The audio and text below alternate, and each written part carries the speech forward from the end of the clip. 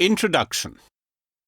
Quote, they would all occupy a separate corner in the mahal, sitting away from each other.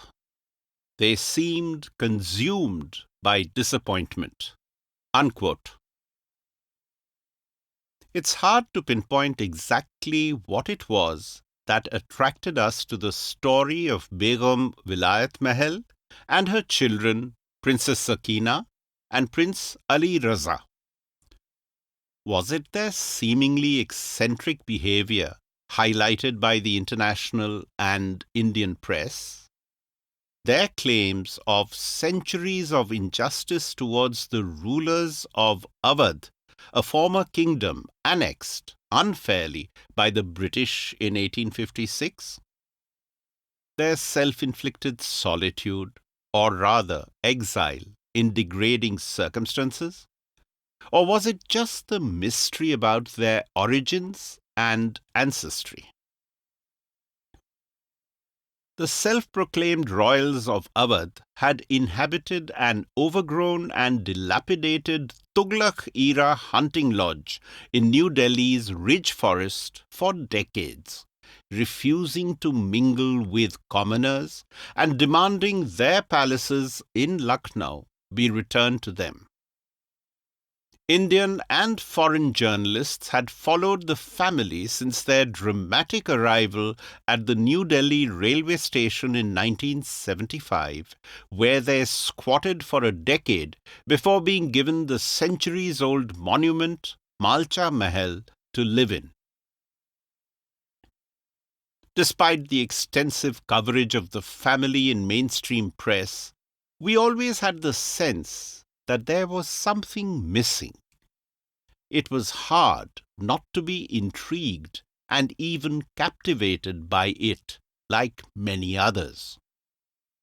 The more we came to know, the more it seemed as if the family's history was tied to the story of India itself, from British rule to partition, post-independence nation-building, identity politics, and the rise of Hindu nationalism.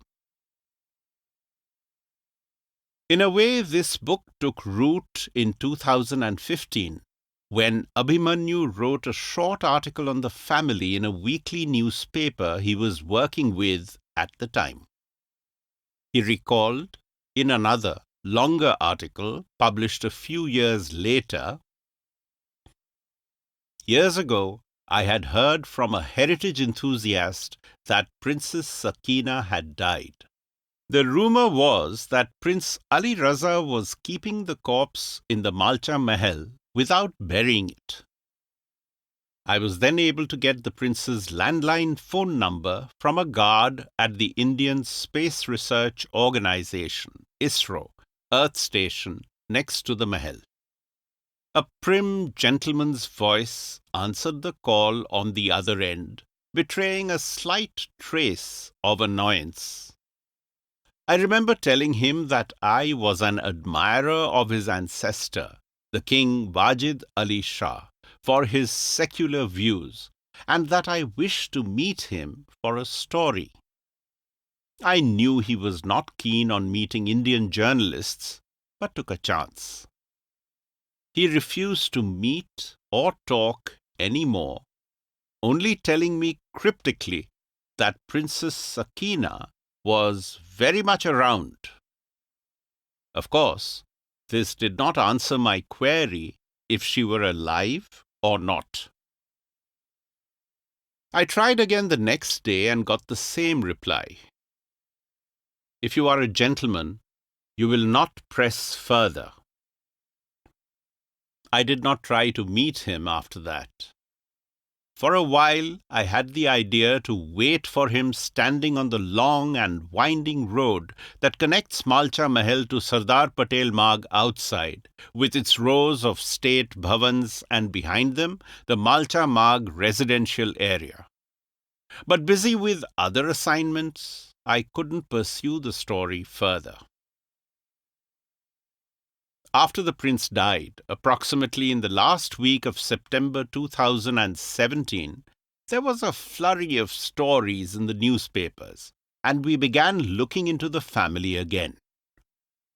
Shortly after the news broke, we hiked up to Malcha Mahal to see what could be found there.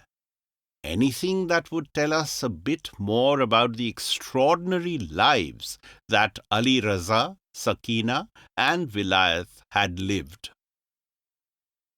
We found paintbrushes, colours, and an easel, handwritten essays on Awadh's history, on thick handmade paper embossed with the emblem of two fishes, the symbol of the House of Awadh, proclaiming the family as the last inheritors of Wajid Ali Shah and Hazrat Mahal.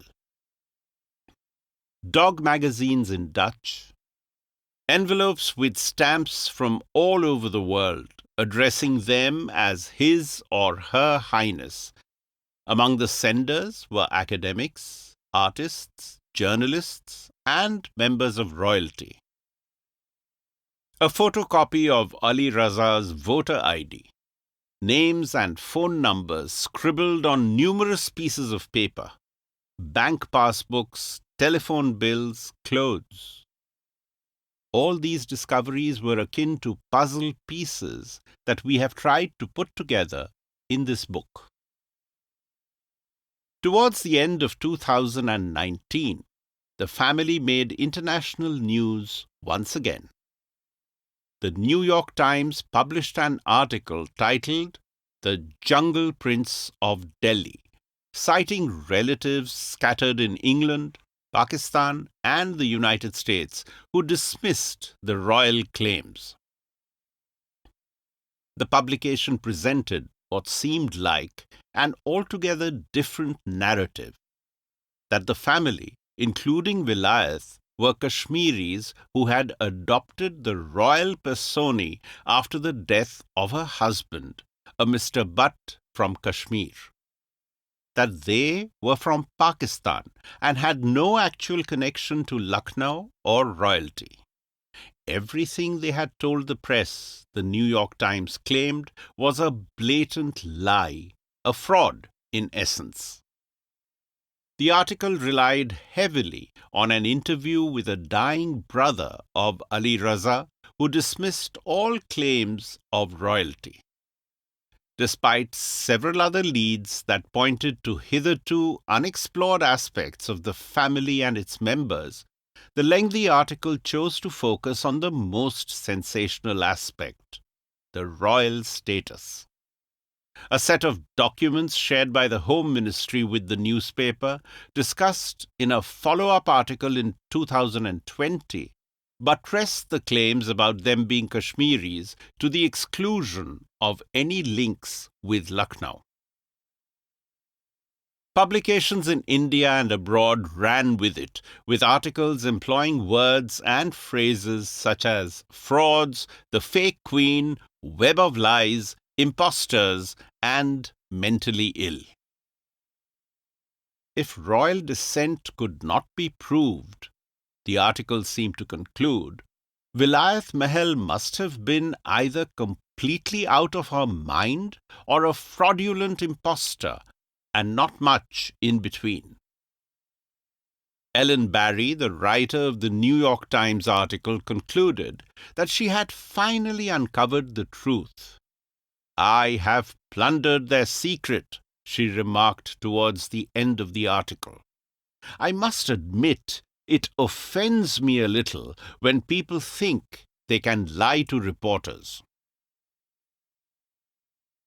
So, was it a lie, a secret, or, as Barry wrote elsewhere in her article, a family business? These were words that implied an intentional deceit. Barry's take on the family subtly elided over the question of power as well. The Malcha Mahal residents had no power in any sense of the word. It would have been apposite and perfectly understandable had she been offended by the falsehoods of a figure in power, for example. But she chose to employ her substantial journalistic resources over a family that had been cast away from society